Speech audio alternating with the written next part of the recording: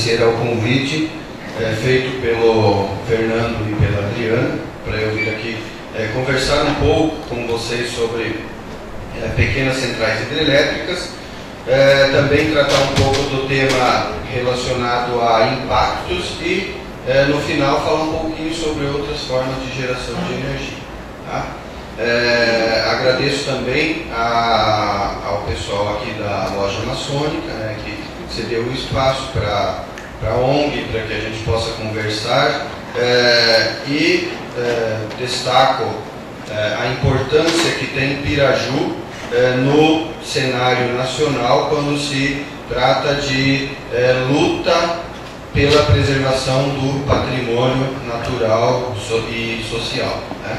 Então, a cidade de Piraju ela tem servido de referência para muitas outras cidades, lá no Mato Grosso do Sul, lá no Rio Grande do Sul, lá em Goiás, e isso a mim me honra bastante estar aqui, né?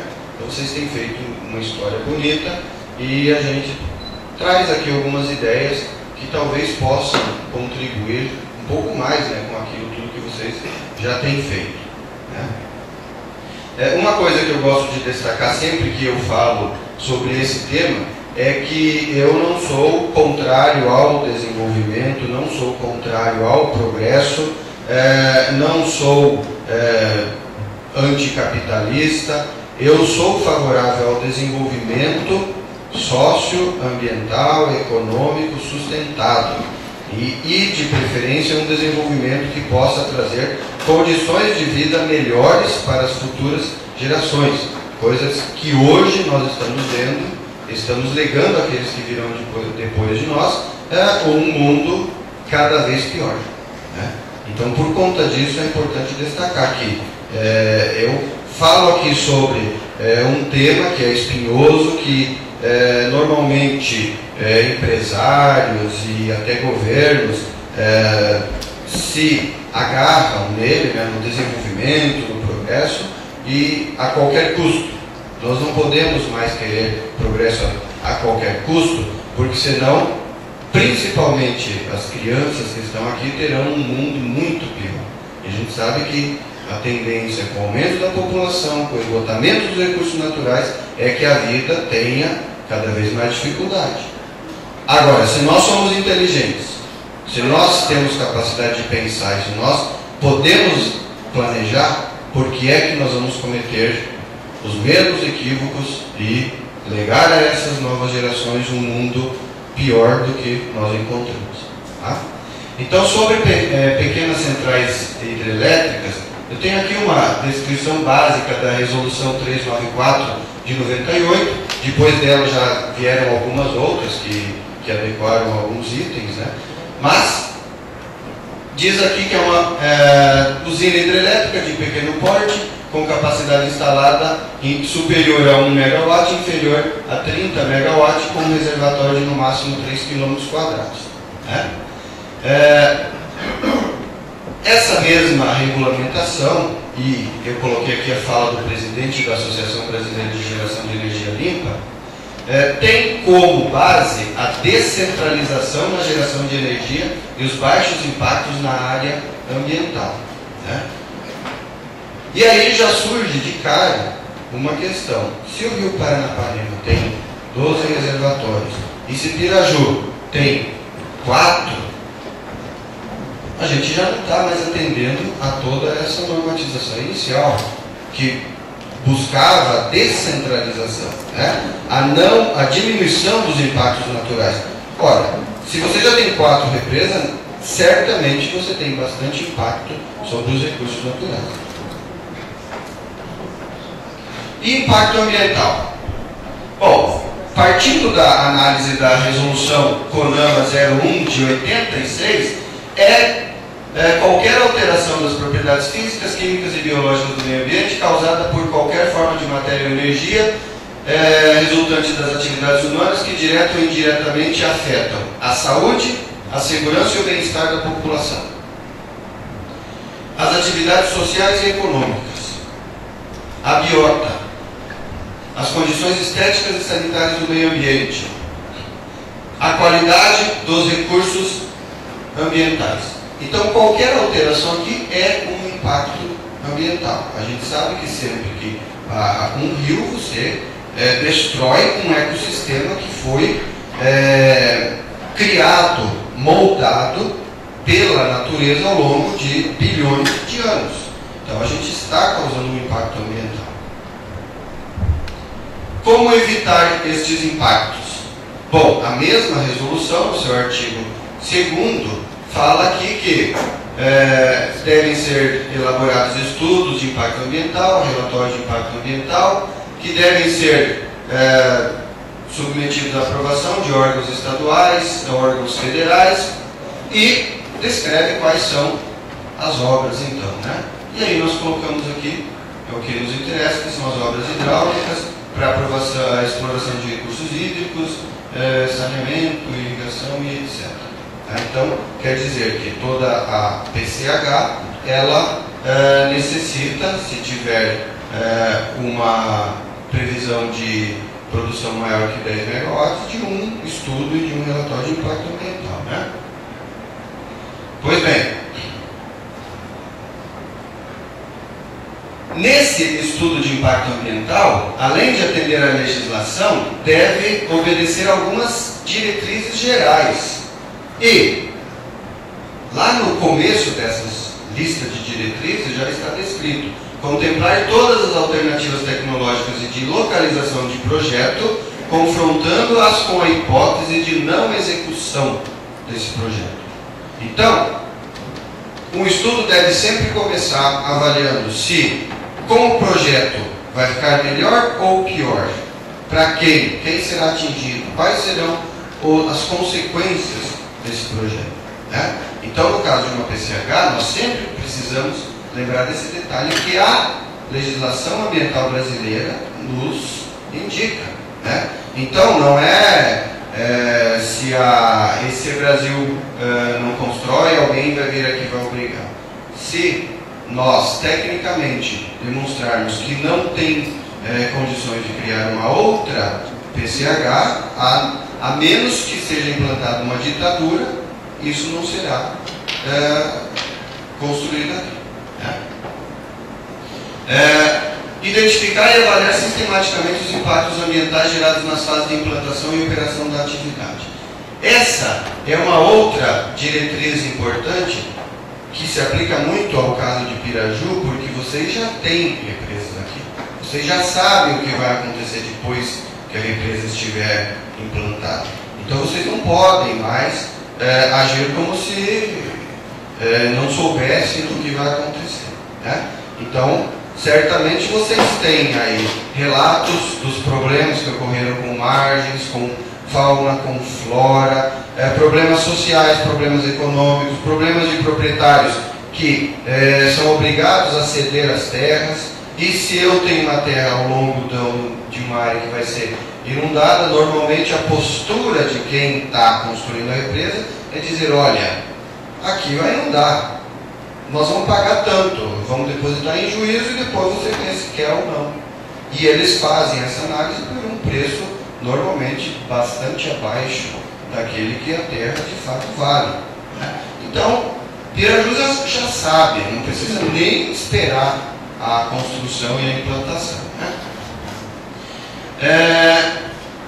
Então, já sabemos o que são as PCHs, o que são esses impactos, né? A importância de observá-los criteriosamente.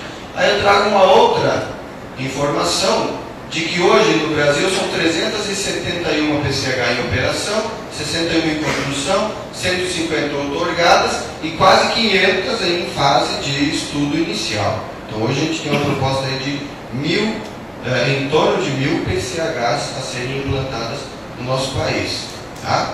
1000 PCHs seriam 3 vezes mais do que a gente já tem hoje, né? Um pouquinho menos de 3 vezes. Muito bem.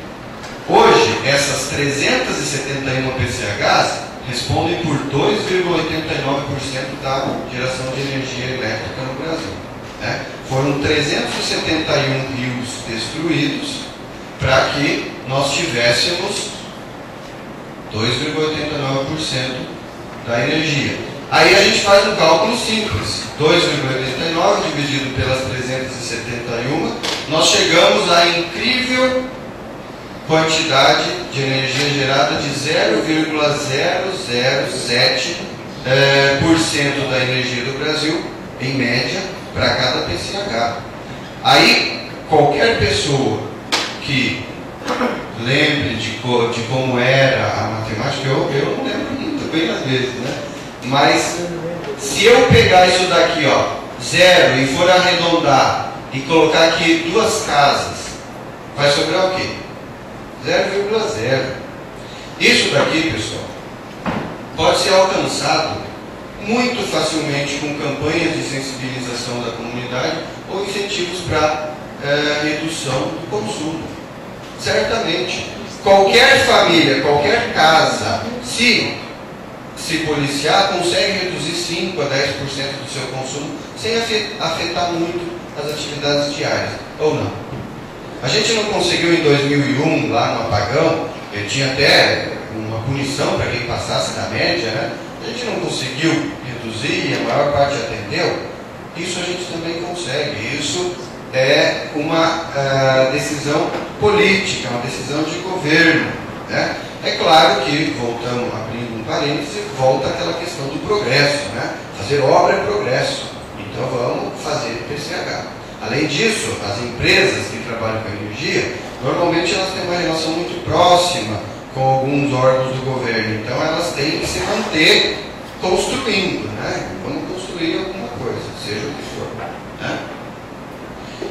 Um detalhe importante que eu peguei de um site, de uma revista que trata de energias alternativas, é que recentemente as PCH sofreram um duro golpe em seu potencial. O leilão de fontes promovido pela ANEEL em julho de 2011 fixou o preço teto em R$ 155 por megawatt-hora, valor considerado inviável pela Associação Brasileira dos Pequenos e Médios Produtores de Energia Elétrica. E aqui tem a fala de um deles, o presidente, né? O valor é baixo e não atende o mercado. Pois é. Então, se não atende ao mercado, não fica aí uma pergunta estranha? Ué, mas se não atende, se eu não vou ter retorno, por que é que eu quero construir PCH? Aí vem uma outra questão que eu aponto aqui também. Por quê? Porque os recursos oriundos do BNDES, que usa de recursos do FAT, né, que é Fundo de Amparo do Trabalhador, ou seja, aquele recurso que é descontado do nosso salário no Fundo de Garantia por Tempo de Serviço, são obtidos com custo baixo pelas empresas e pagos depois da obra concluída com o fornecimento da energia pela população. Então a empresa pega o dinheiro do BNDES, constrói, tem tempo para ela se estruturar, depois ela fornece a energia e a população paga o dinheiro dela mesmo que foi tirado lá do BNDES. Então isso é um ótimo negócio, é parecido com os pedágios, né? Que o cara primeiro cobra para depois começar a arrumar a rodovia, né? Isso aqui também. E se considerarmos então que o custo da implantação das PCHs é alto, porque é obra e obra é cara, e é num lugar onde você não chega lá com um caminhão de cimento e constrói uma represa, você tem que secar, você tem que limpar. Margem de rio normalmente verte água em tudo quanto é lugar, porque é zona de afloramento do lençol freático, de aquíferos em alguns casos. Então, é muito caro. Por que é que esse pessoal quer construir? Simplesmente porque tem esse aporte do nosso dinheiro. Quantos anos são necessários para que a empresa recupere o capital do BNDES investido? São muitos anos, se é que vai recuperar, né? Quantos anos a sociedade demora para recuperar o dinheiro dos trabalhadores investidos? Não recupera mais. Aquele dinheiro, quem implantou é que vai lucrar, né? A sociedade não. E aí surge uma questão básica, né? Por que não investir esses recursos na modernização dos equipamentos atualmente instalados nas usinas hidrelétricas? Ou naqueles equipamentos de distribuição? A gente sabe que um grande percentual da energia hoje gerada é perdido, tanto na própria geração quanto na distribuição, né? Se o interesse do Estado e do povo, porque é o nosso dinheiro que está lá, é de ter energia, por que não investir esses valores nas casas, ou em micro, pequenas empresas, ou talvez até em grandes empresas, para criar sistemas alternativos de geração e de economia, né? Exemplo, energia solar ou eólica, que depois eu vou falar um pouquinho mais sobre essas formas de geração de energia. Outra questão importante: PCHs não pagam royalties para os municípios, pagam apenas os impostos gerados pela energia comercializada, né? Então o município, depois de construído, ele não recebe quase nada. Por quê? Se a empresa está ganhando pouco e é inviável, é capaz até eles chegarem no município e dizer: ó, esse mês eu não vou poder pagar o imposto aqui porque não está dando nada lá na minha PCH, né? Então a gente tem que ficar esperto também com isso. Outro detalhe: para a implantação dessas empresas, os municípios perdem áreas produtivas, que muitas vezes pagam impostos, patrimônios naturais, ecossistemas, e não tem sequer compensação financeira por essas perdas. Ou seja, é muita perda para pouco retorno. Piraju, pelo que eu pesquisei no site, tem 4 leis que impedem a construção de usinas dentro dos limites do município. A Adriana e o Fernando estavam chamando a atenção que tem mais algumas complementares. Mas tudo bem, uma única lei já deve ser respeitada, né? Se a comunidade criou essas 4 leis do interregno, do patrimônio cultural, do tombamento, né? Da criação do Parque Natural do Dourado e no plano diretor, como é que alguém que vem de fora pode sequer ousar mudar essa legislação? Como é que alguém pode ter a audácia, a ousadia de chegar em outro estado, em outra cidade, e dizer: olha, eu estou querendo ganhar um dinheiro, então vamos mudar essa legislação toda aí, porque eu preciso me beneficiar disso. Será que a gente é tão pouco culto a ponto de aceitar esse tipo de coisa? Porque quando uma lei é criada, e aqui tem 4, é porque houve alguma justificativa para a criação dessas leis, né? Então elas têm que ser respeitadas. Muito bem.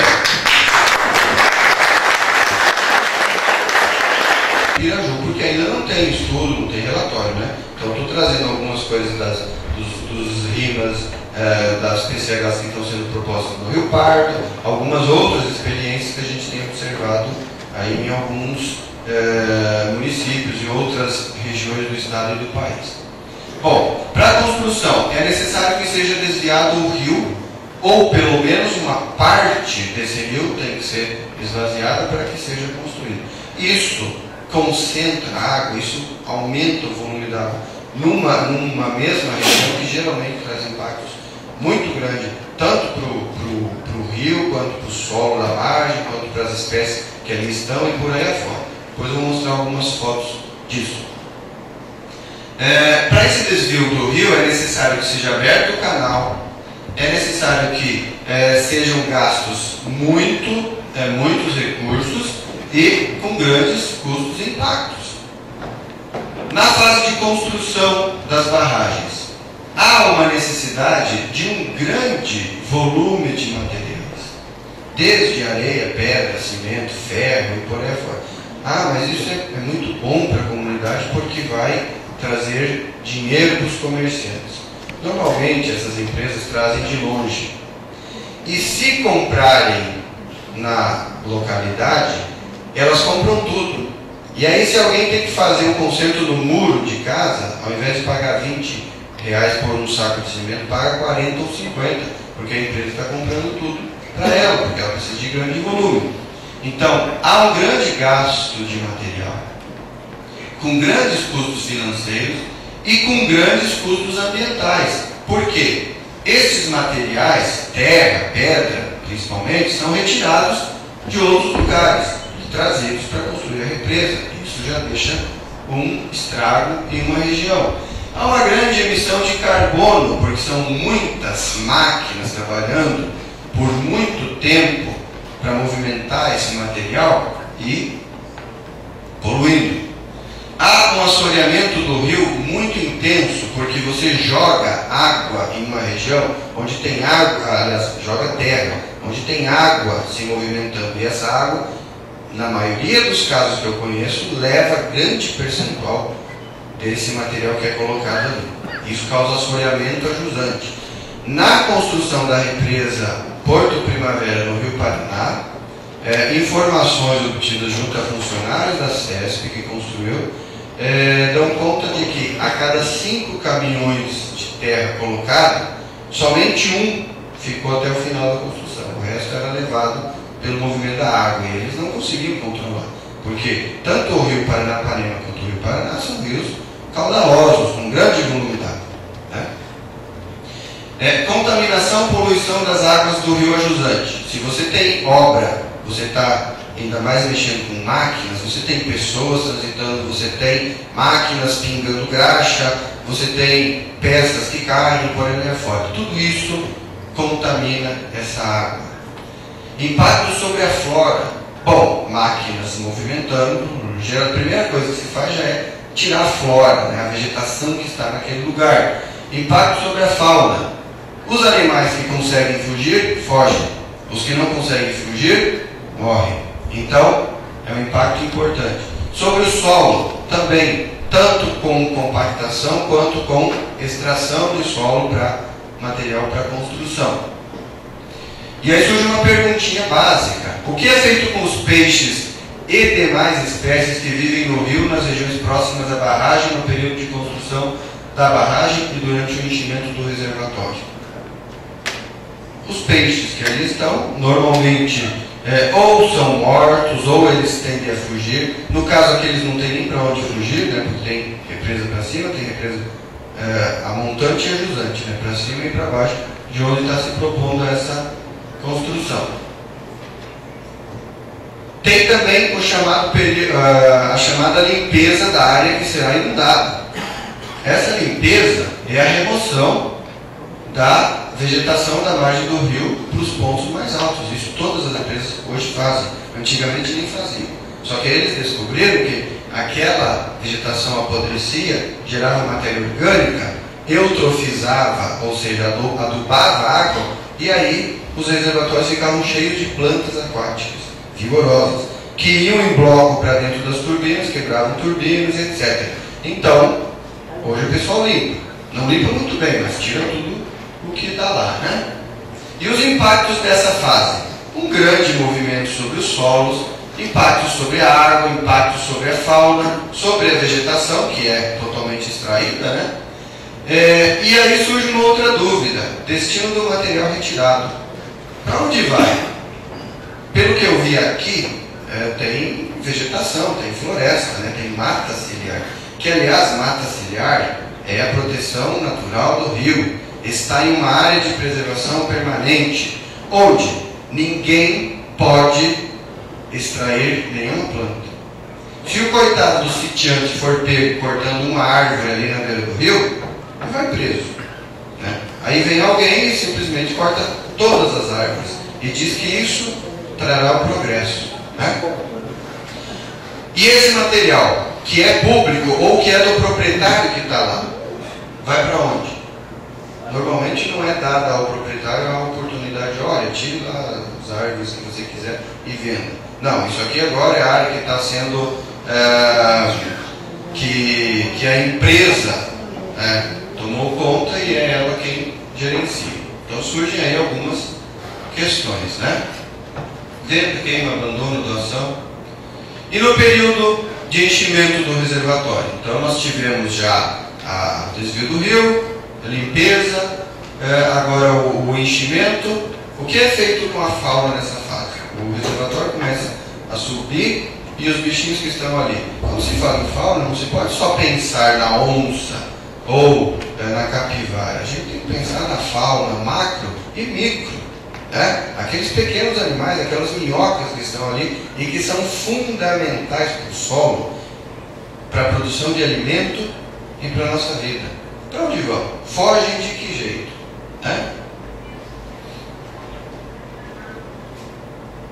E os impactos a longo prazo. Aqui surgem algumas questões que são bastante sérias pelo que a gente tem visto em outras represas, né? Quando se corta a mata ciliar da margem atual, natural de um rio, e se enche esse reservatório, você tem uma nova margem, que não está estruturada para aquele movimento de água. É uma nova margem.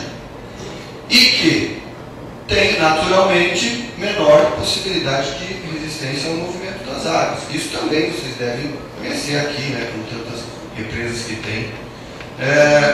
Essas margens precisam de um tempo para se estabilizar e ter sua mata ciliar recomposta. Essa mata ciliar leva alguns anos para crescer.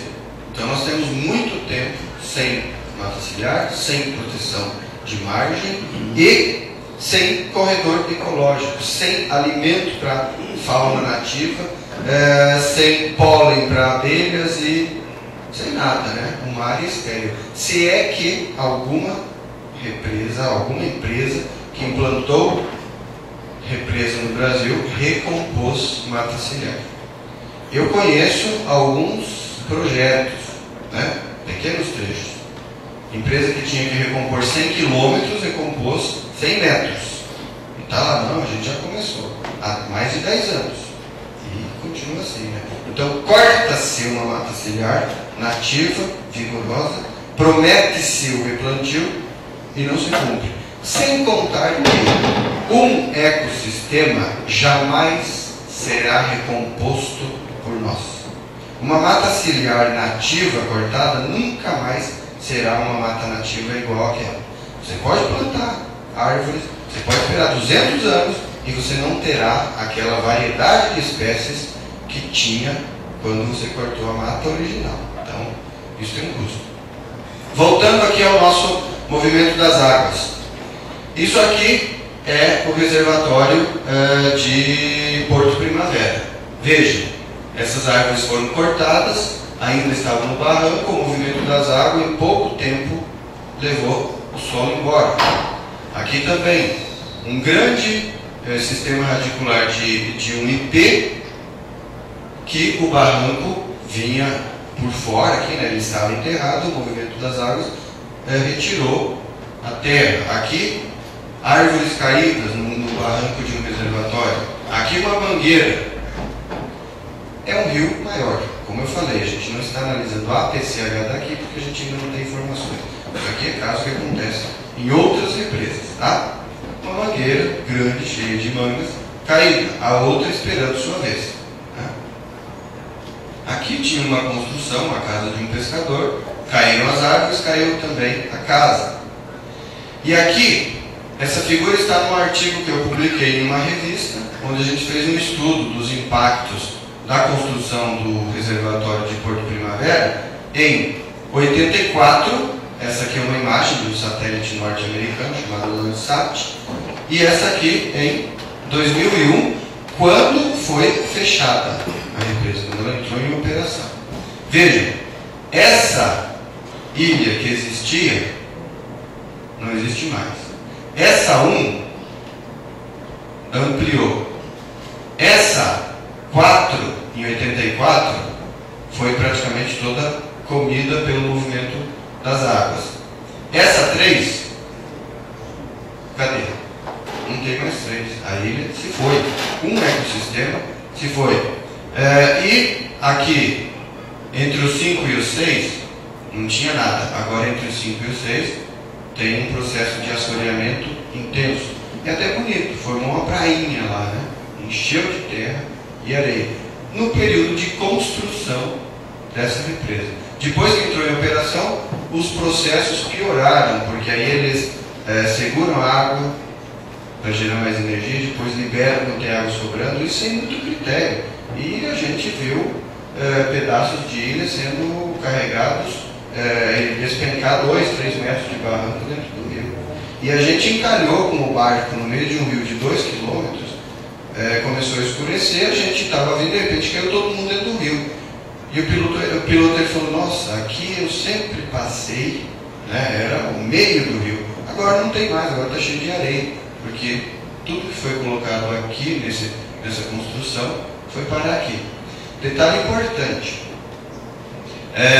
Se nós observarmos aqui, com cuidado, nós vemos que isso aqui é bem largo. E deve dar coisa de 1 quilômetro isso daqui, mais ou menos. O que sobrou aqui?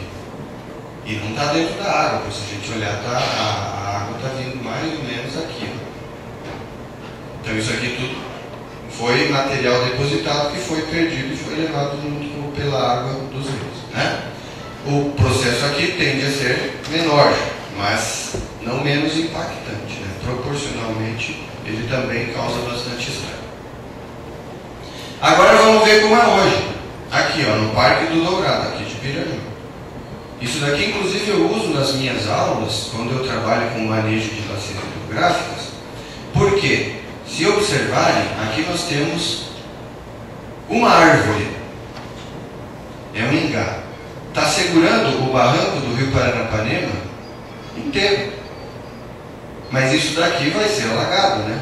O Parque do Dourado será cheio de água.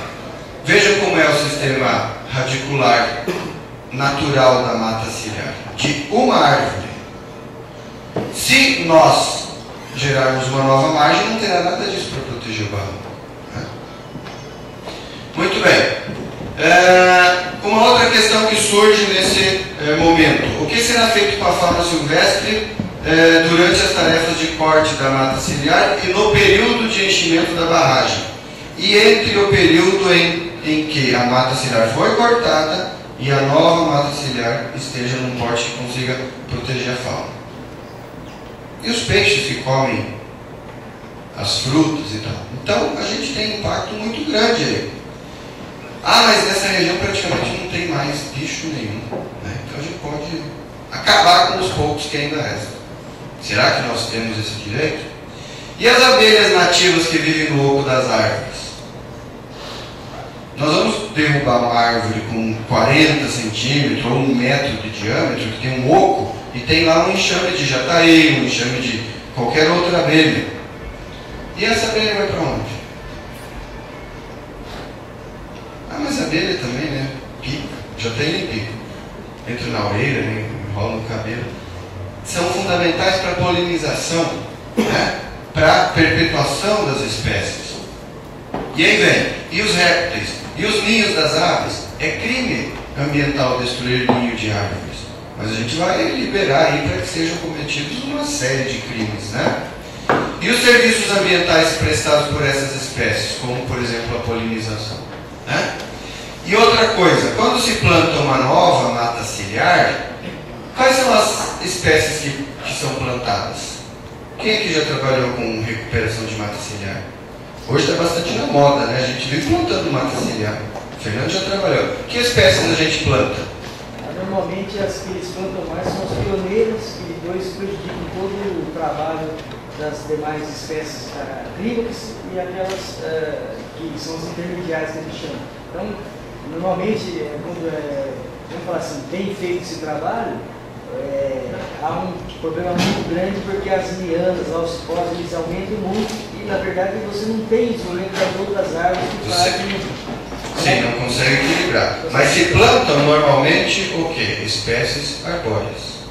Nós não lembramos que numa floresta você tem fungos, líquens, que você tem epífitas, né, orquídeas, bromélias e por aí afora. Então, não tem. E são fundamentais para o equilíbrio desse ecossistema. Aqui tem uma foto de um tronco de árvore, né, com uma planta aqui, com uma epífita, né, florida. Vejam aqui, ó, quantas espécies tem aqui nesse pequeno ecossistema, né, num galho de uma árvore. E aqui, esse líquen vermelhado dizem até que indica boa qualidade do ar, né? Então, isso daqui é na bacia do Pardo, que está logo aqui ao norte, tá? Mas certamente tem a mesma condição aqui na margem do Paranapanema, até porque o Pardo é um dos tributários do Paranapanema, né? Isso daqui, uma bromélia, né?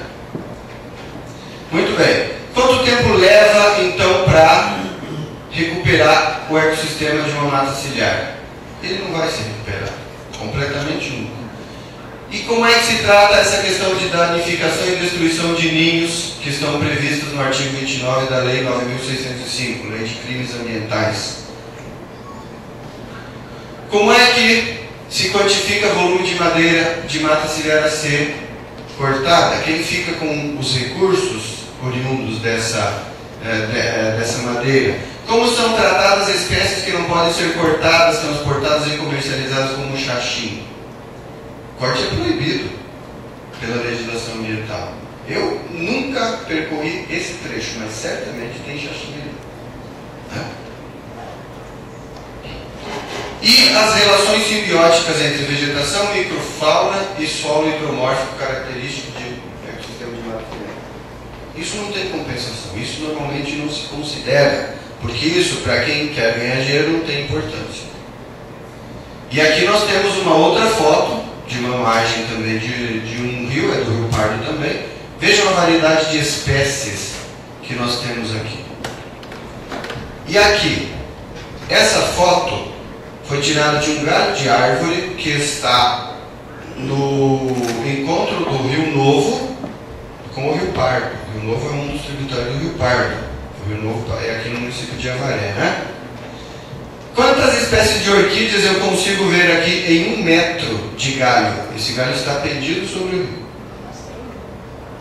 Aqui nós temos uma orquídea, aqui nós temos outros 2 exemplares de orquídea, e aqui nós temos outra orquídea. Nós temos 3 espécies de orquídea em 1 metro de galho no rio, sobre o rio, e várias outras espécies epífitas aqui, né? Então a gente, tudo isso é derrubado e ninguém vai ver se tem orquídea lá. Só que nessa orquídea pode estar o componente fundamental para a cura de uma doença que a gente ainda não domina, um fármaco. Inclusive pode ter valor econômico, né? E a gente vai jogando isso tudo fora. Aqui estão os nossos famosos xaxins. Isso aqui também é da margem do Rio Pardo, mas aqui ocorre, é área de ocorrência natural. Se não tiver, é porque cortaram tudo, né? Acredito que não seja o caso. E o que acontece com os peixes e demais espécies que vivem no rio após o enchimento do reservatório? Como é que se locomovem e reproduzem? Peixes de águas lóticas, como é o caso do Panema, precisam se movimentar para poderem desovar. Aí eles vão tentar subir o rio. Aí eles chegam na represa. E o que acontece? Isso daqui é um pintado que estava agonizante logo abaixo da represa de Porto Primavera, em um trabalho de campo que eu fiz com uma aluna. A gente estava de barco e este enorme peixe estava se debatendo porque ele chega na represa e ele quer subir. Só que lá tem um imenso volume d'água que joga ele de volta e ele fica tentando subir. Até que, porque a natureza manda ele subir. E ele vai tentar subir até morrer. E ele morre nesse esforço. E aqui, ó, esse chama armal. Um outro peixe enorme em outro trabalho de campo, 1 ano depois. Mais ou menos no mesmo lugar, vejam os ferimentos. Quem fez esse ferimento no? Ele tenta subir contra o movimento da água, e essa água joga ele no barranco, essa água joga ele na pedra, e essa água joga ele para tudo quanto é lugar, e o bicho também estava agonizando, tanto que nós pegamos ele aqui, ó, tiramos uma foto, e assim a gente viu vários outros exemplares, tá? Bom, voltando a falar dos impactos, eu vou falar um pouquinho mais dos impactos a longo prazo.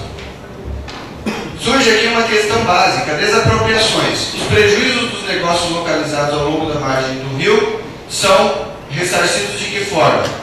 Porque eles são impedidos, né? Quantos empregos são perdidos com o fechamento desses negócios? Ah, mas aqui não tem muito negócio, então não vamos, mas nós temos o Parque do Dourado.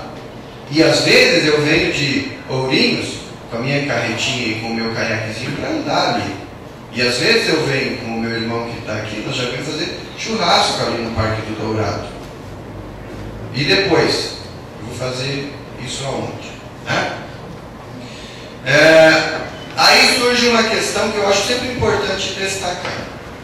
Para assegurar que o processo de desapropriação e indenização ocorrerá da melhor forma possível, é previsto um programa de indenizações de terras, benfeitorias e plantações. Isso aqui está no RIMA das PCHs do Rio Pardo, que é praticamente igual a todos os outros RIMAs, Relatório de Impacto Ambiental. Vejam o detalhe: serão indenizadas da melhor forma possível. Para quem? Da melhor forma possível. Olha, eu vou morar na sua casa. Desculpa, doutor, para o empreendedor, porque pelo que nós temos relatos aqui em Piraju, é lamentável isso aí. Sim, sim. Não será para o proprietário. É como eu dizia, ó. É a melhor forma possível para o empreendedor. Eu vou morar na sua casa e aí depois a gente acerta aí quanto eu vou pagar por ela. Né? Pode ser que eu esteja de bom humor e consiga pagar bastante. Né? E isso aqui, pessoal, é definido após a concessão das licenças. Quer dizer, primeiro a gente autoriza o sujeito a vir ali e ganhar o seu sagrado lucro, para depois ele ver se ele terá condição de nos pagar. E aí é capaz de dizer, mas hoje eu estou vendendo muito barato a energia, então eu não vou poder pagar. E aí? Então, isso acontece. Infelizmente acontece. Se fosse aqui relatar todas as histórias que eu conheço de represas e de consequências, ficaria a noite toda. Né? De empresa chega no lugar e ela chega como dona do lugar. E aí você se adequa ao estilo de gerenciamento deles. Aqui vem uma outra questão bastante interessante que eu fiquei sabendo há um mês atrás em um trabalho de campo, de uma pesquisa que eu coordeno com financiamento da FAPESP aqui do estado. Eu cheguei em Iaras, na margem de um rio, na margem do Rio Claro, pedi autorização para o proprietário, 2 irmãos. Eles perguntaram, vocês são aquele pessoal da represa?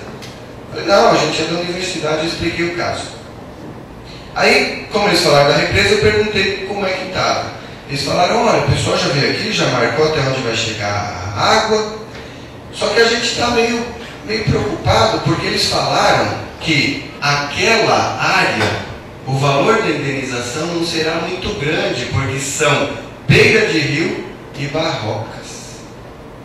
Ou seja, isso aí não serve para nada, né? Nós vamos encher de água, vamos ganhar nosso dinheiro, você não bota mais suas vaquinhas lá, mas vamos te pagar pouquinho porque é barroca. Isso é relatado por um cidadão que trabalha, que mora, que produz, que cuida, porque a mata ciliar dele está bastante bem preservada. Sobre o potencial econômico. Bom, aí a gente precisa sempre pensar qual o potencial de geração de empregos e renda do rio para a população. Com outras atividades, pesca, turismo, eventos e por aí afora. O que esse rio poderia trazer de retorno? Né? Isso pensando economicamente. Depois vou apontar um outro aspecto. Cachoeiras e corredeiras inundadas. Que valor elas podem ter naturalmente e depois de inundadas? Né?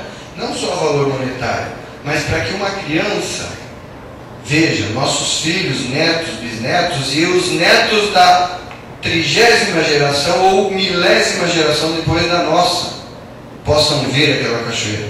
Quanto vale um salto d'água? Quem quantifica isso? É algo que a gente precisa pensar. Uma outra questão que surge, né? A empresa proponente, em todos os casos de PCHs, é da região.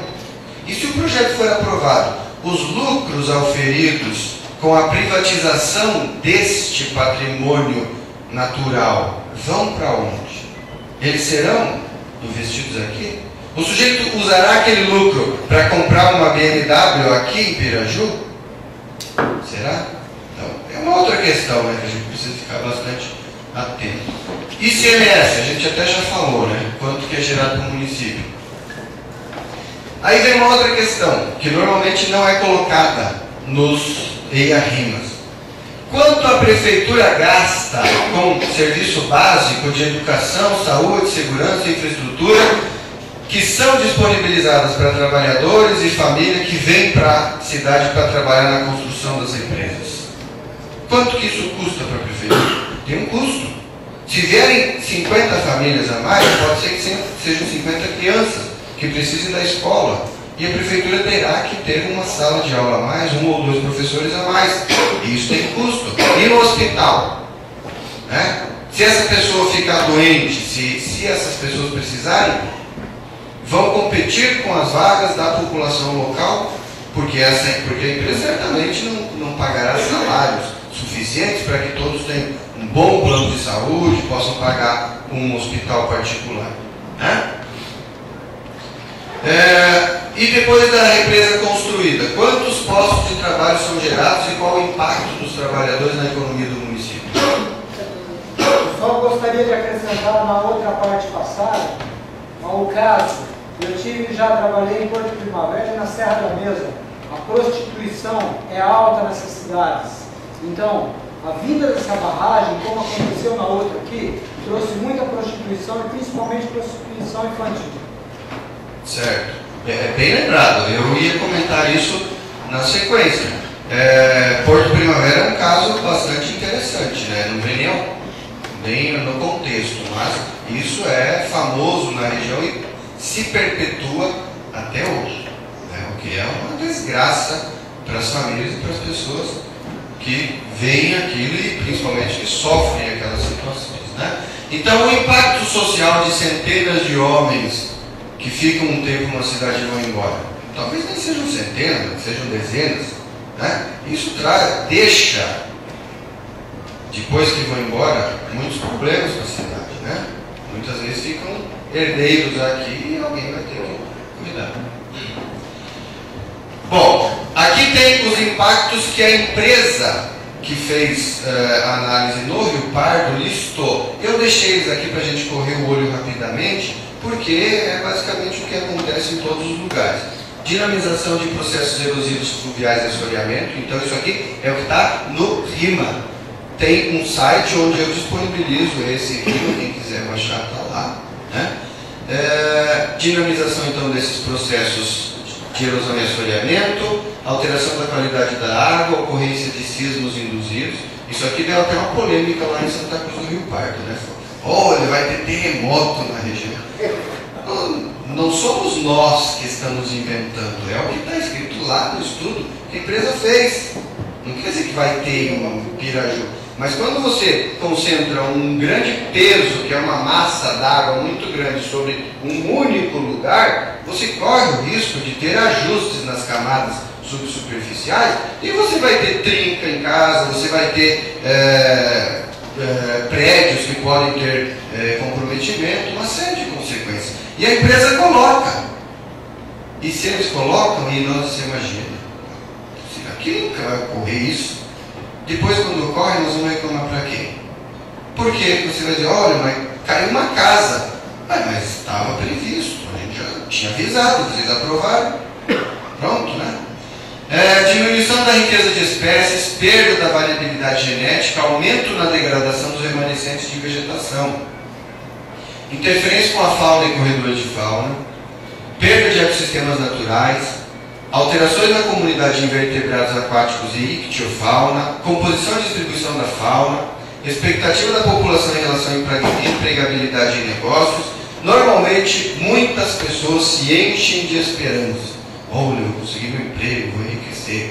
E depois se frustram, porque muitas vezes não conseguem nem emprego e nem enriquecem, né? Às vezes até perdem patrimônio. Principalmente aquele pessoal que acha que o dinheiro da indenização da terra ou da propriedade dele vai mudar a vida. Depois nem recebe. Ou fica brigando anos para receber, né?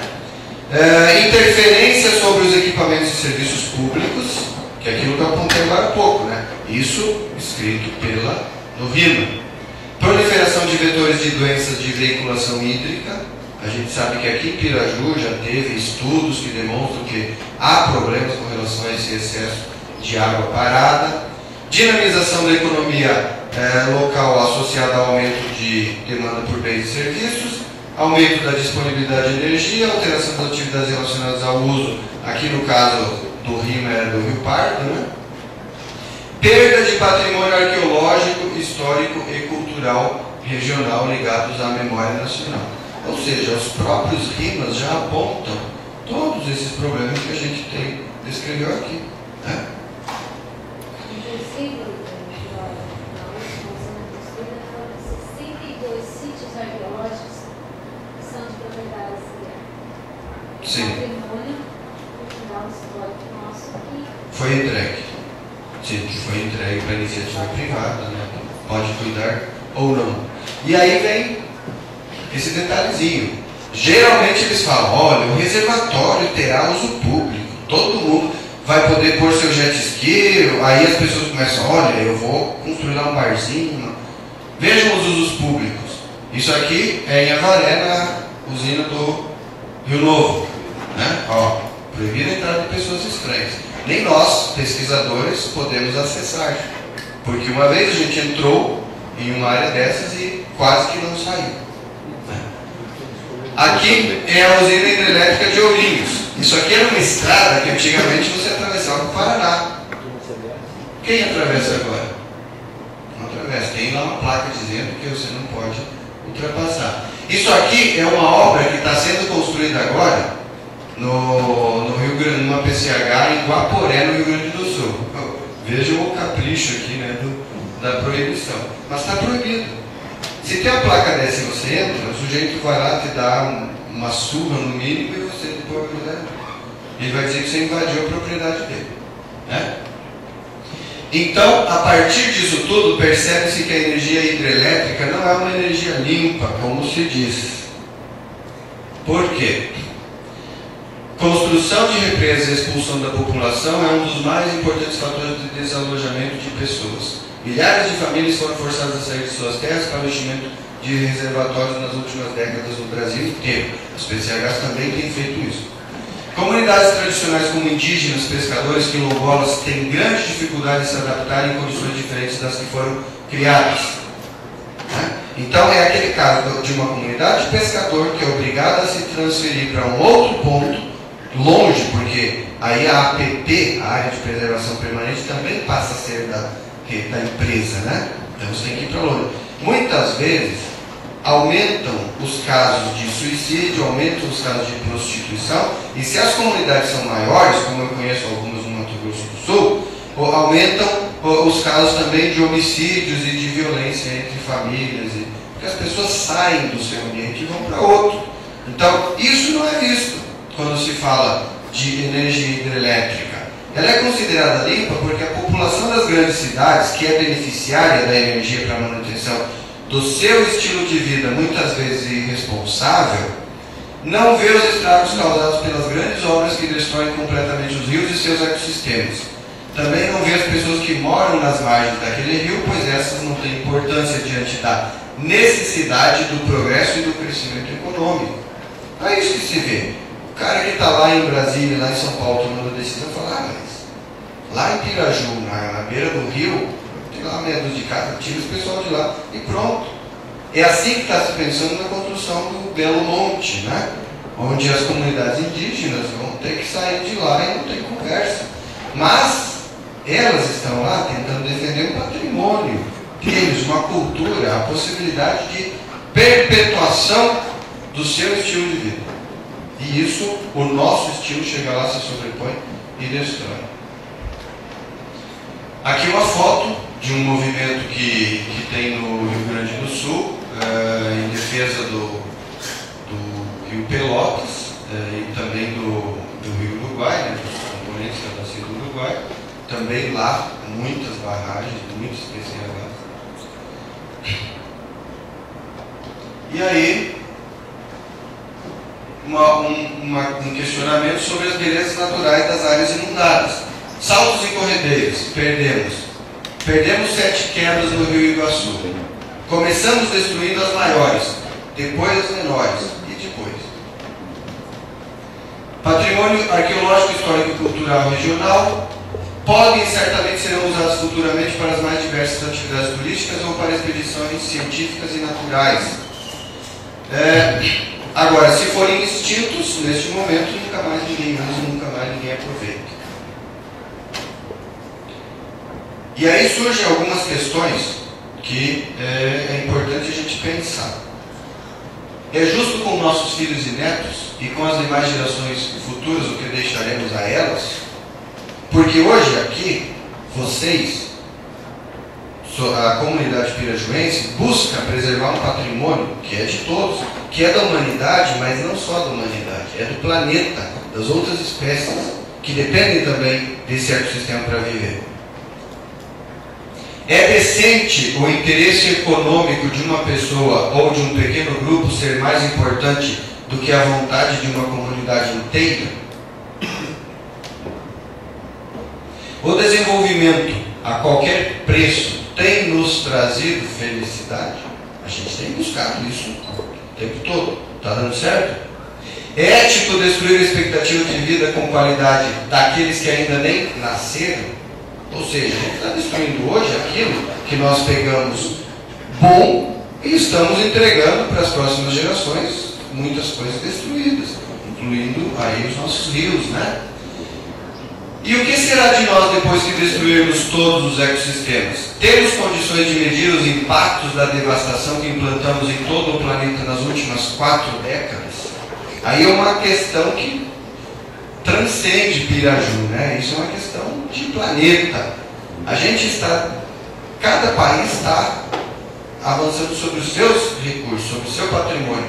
E quais são as consequências que isso poderá nos trazer? A gente precisa começar a refletir. É claro que nós não conseguimos mudar a realidade da China, mas nós podemos interferir na realidade de Piraju. E se o chinês que mora lá numa pequena comunidade conseguir interferir também, pode ser que a gente consiga manter esse planeta com uma qualidade melhor futuramente, né?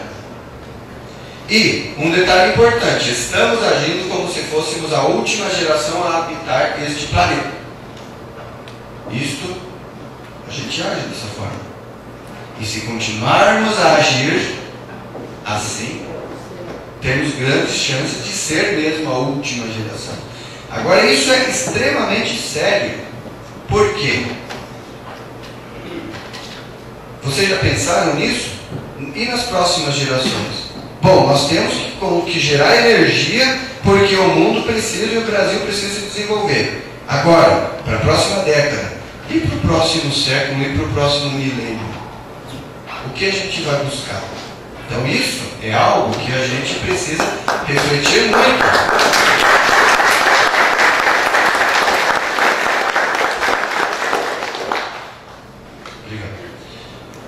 E aqui eu coloco 4 frases de uma carta famosa do cacique Seattle, que mandou para o presidente dos Estados Unidos, né, em 1854, se não me engano. E algumas que eu achei interessantes são: seu apetite devorará a terra, deixando somente um deserto. Parece que o homem branco não sente o ar que respira.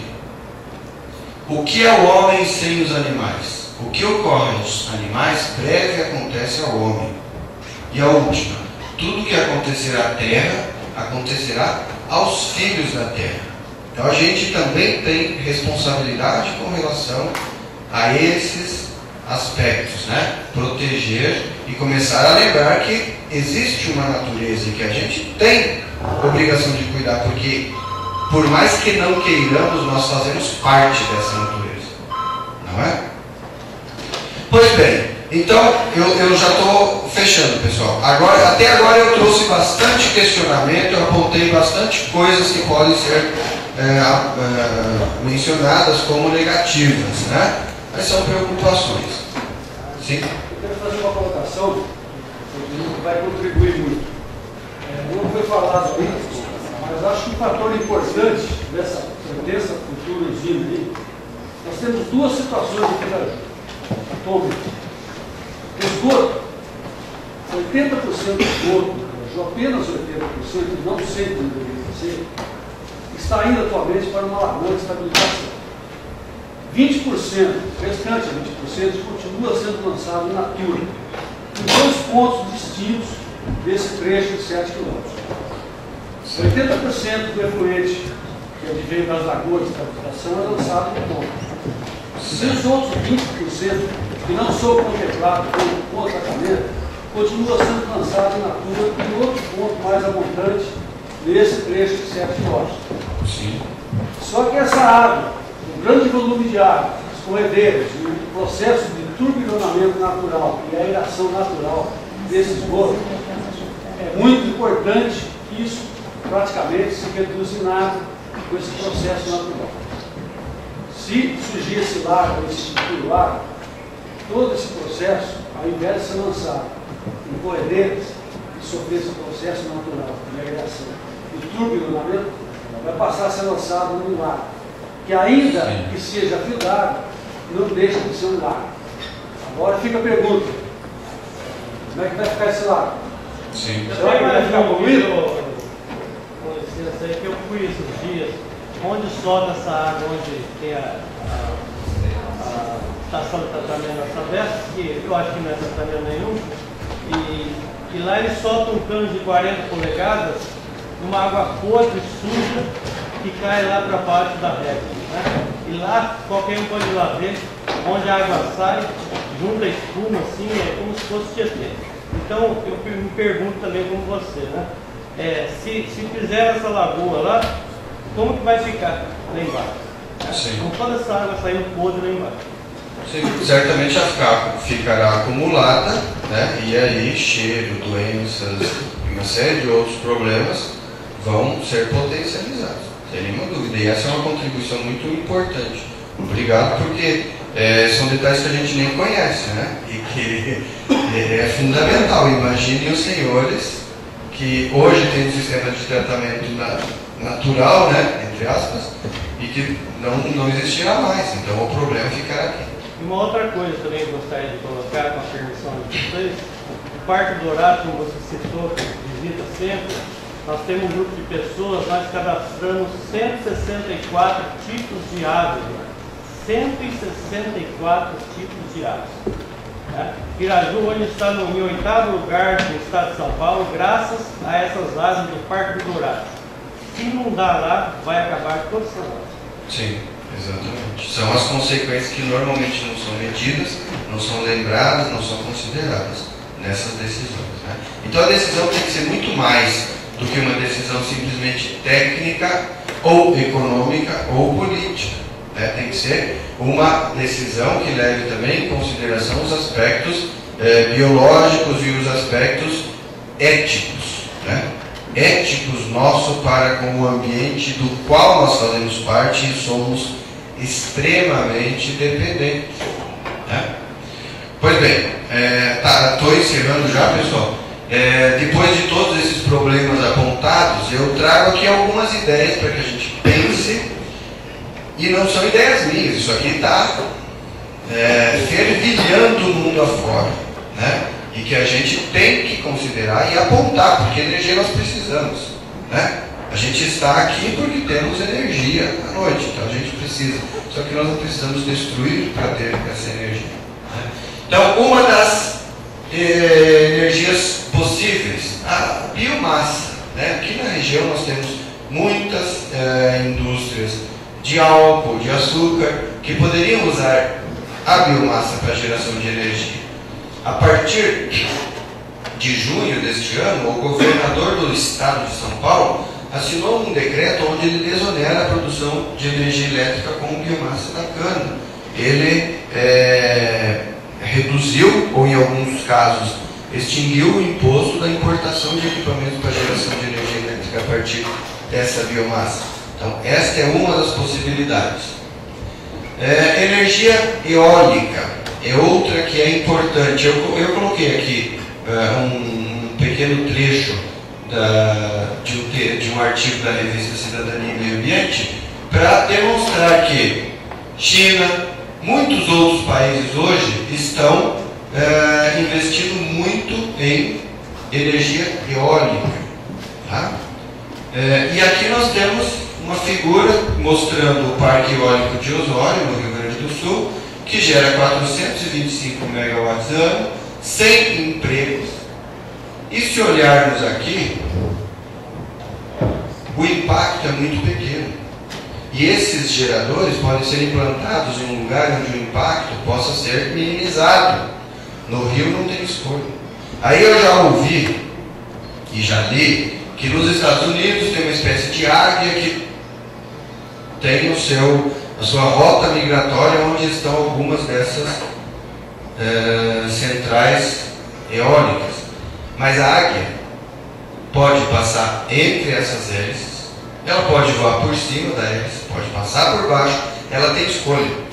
Os peixes e todas as outras espécies que vivem no rio não têm nenhuma escolha. Então, a gente tem aqui uma possibilidade. Ah, mas isso, eólica, é no Rio Grande do Sul, né? Bom, se a gente produz lá, pode trazer para cá. O Brasil hoje, inclusive, está querendo implantar hidrelétricas no Peru, né? Saiu na Folha de São Paulo anteontem, que nós já estamos sendo imperialistas e estamos ocupando os outros países, porque os nossos grandes rios praticamente se foram.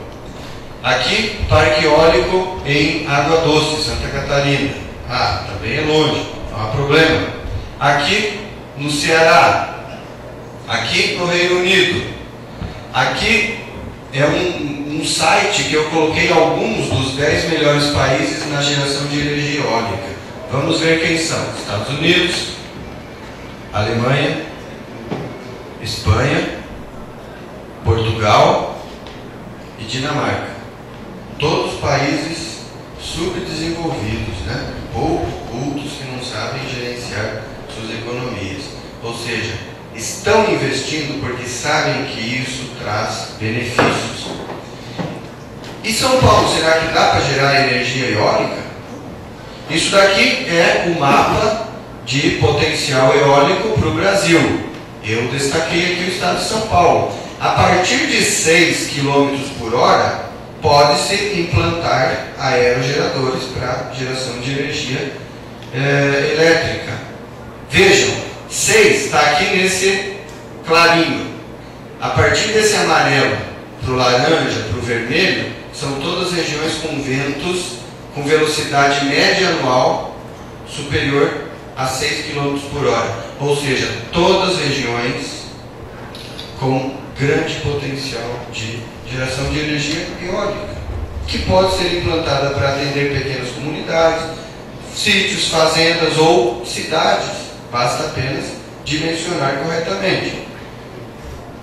Só para ilustrar um pouco mais, a usina de Osório foi construída com material fabricado em Sorocaba. Transportado por caminhões até Osório. Ou seja, nós estamos dentro do estado de São Paulo, temos 2 fábricas enormes em Sorocaba de geradores eólicos e mandando essa tecnologia para o Rio Grande do Sul, para Palmas, Paraná, e eles devolvem de lá a tecnologia das PCHs, né?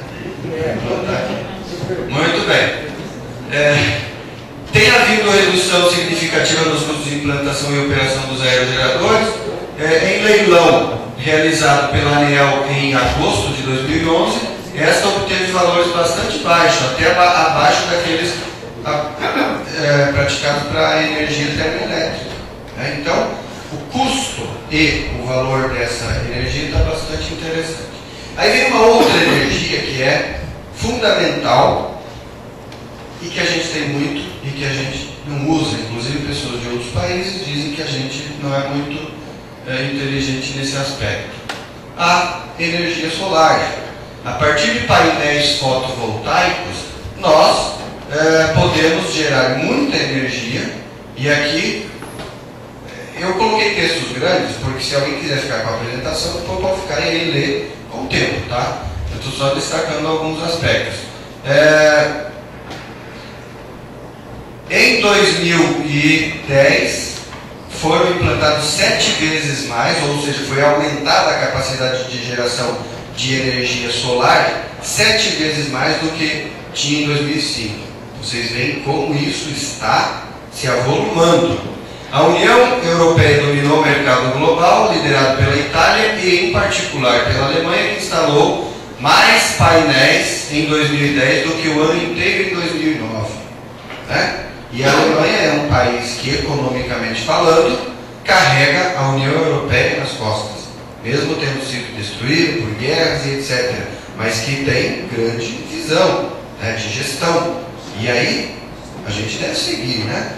Até porque, nós vamos ver o mapinha do potencial solar no mundo, e nós vamos ver quanto tem a Alemanha comparando conosco. Bom, isso aqui é a central fotovoltaica da Marileja, no sul de Portugal. Com 2,5 km² de painéis, eles conseguem gerar 93 mil megawatt-ano. Aqui, os painéis, esses painéis têm um sistema que lá eles precisam girar para acompanhar o Sol, né? No Brasil, nas regiões equatoriais, sequer precisa, porque o Sol está passando em cima o ano inteiro, né?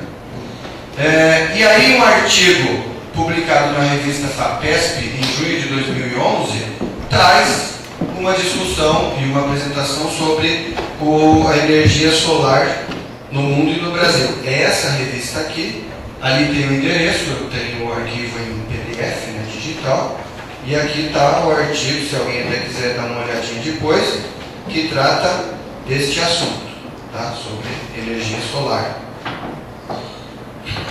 Aqui está a chamada deste artigo, né? Aqui, o aeroporto de Munique,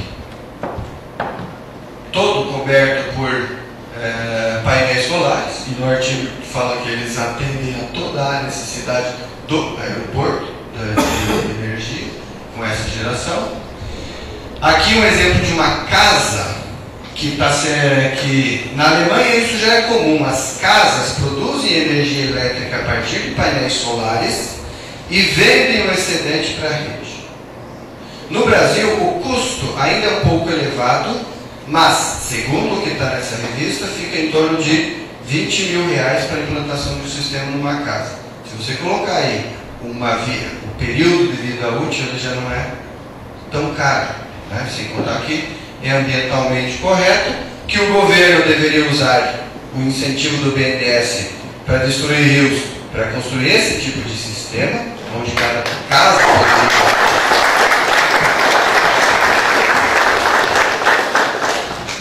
casa poderia ter a sua geração, né? Isso aqui é um experimento da Universidade Federal de Santa Catarina, né, que tem a foto aqui nessa revista, e aqui o sistema, né, sendo a eletricidade é gerada aqui na casa e o que sobra vai para a rede de distribuição com sol.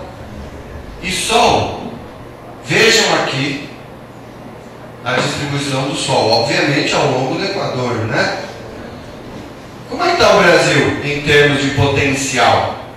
Watts por metro quadrado, isso aqui é no topo da atmosfera.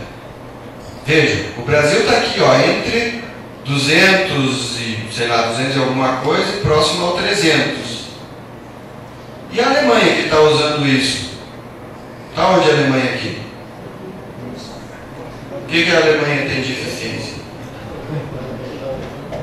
Então, aí a gente já vê, né, que nós temos tudo na mão e não estamos sabendo usar. E essa tecnologia, pessoal, é dominada. O que ainda falta, e muito rapidamente será resolvida, é a questão de baixar um pouco o custo de produção, né? Vem ainda a energia maré motriz. Hoje, pelo menos 25 países estão trabalhando com essa energia maré motriz. É a energia das ondas do mar, né? E aí vem uma questão que eu trouxe para vocês um vídeo, talvez alguns já tenham visto, é coisa de 1 minuto. Eu vou passar rapidinho, vamos ver se ele abre aqui.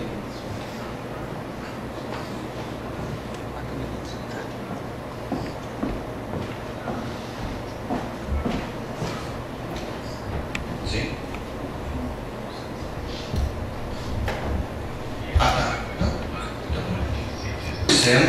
Da energia das marés atende 5 vezes a demanda total do planeta. Isso estudo de cientistas suecos apresentado no Jornal Nacional, no horário nobre da televisão brasileira, né? E outro detalhe também que é importante a gente considerar é que dentro de 2 anos a empresa e esses pesquisadores têm condições de implantar esse tipo de sistema em qualquer lugar do mundo, incluindo no Brasil, que agora eu vou mostrar um mapa aí na sequência, para vocês verem que a gente também pode gerar. Quantos quilômetros por hora médio eles falou ali? 9, né? 9 km por hora em média. No Brasil, de uma maneira bem genérica, porque isso aqui é um mapa em uma escala muito pequena, né, de detalhamento, nós temos entre 10 e 20 km por hora. Ou seja, nós temos totais condições de gerar energia no Brasil. No Nordeste é bem superior. No Nordeste chega perto aqui daquela que é gerada nas regiões de maior potencial do mundo.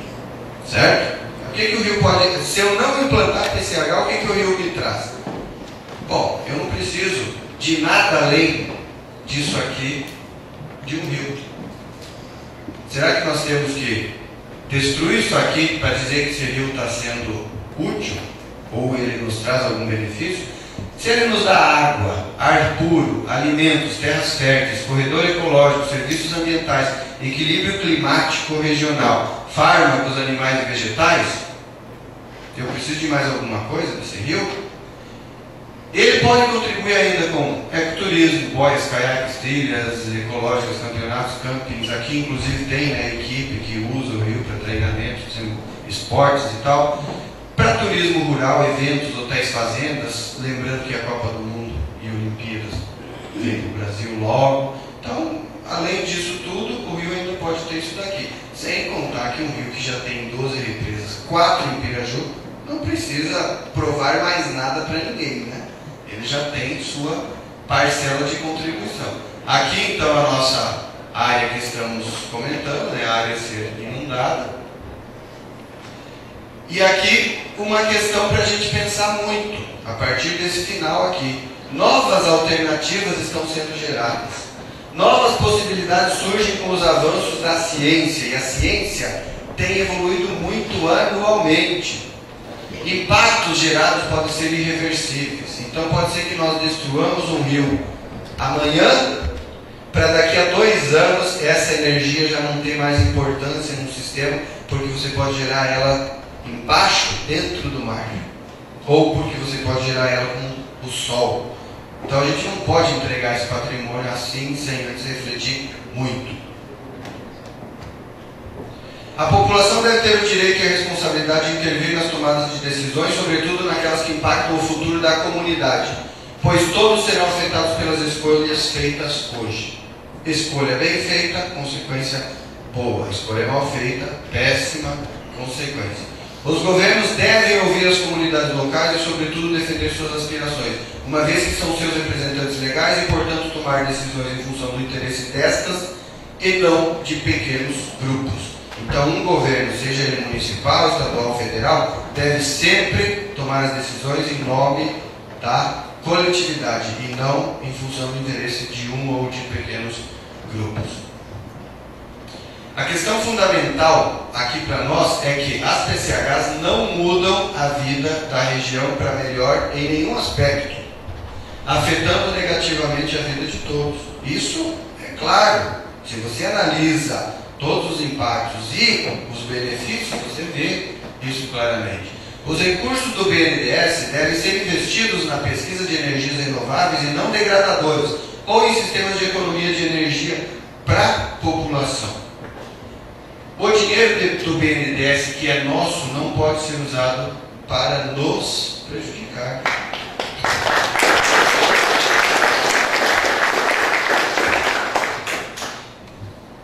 E a Constituição Federal, em seu artigo 30, diz que compete aos municípios, Piraju, legislar sobre assuntos de interesse local.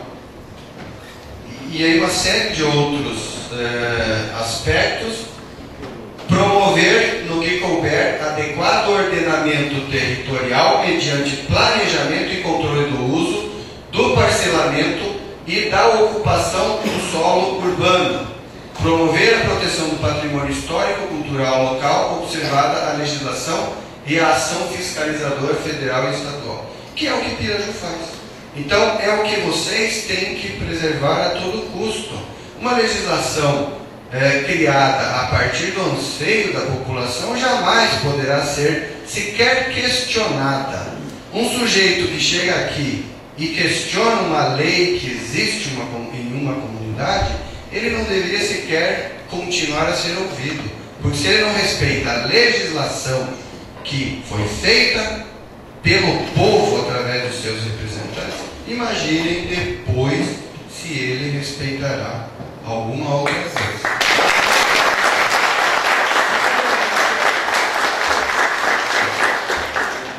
E aqui, pessoal, para fechar, foi criado em abril de 2011 a Agência Nacional de Energias Renováveis.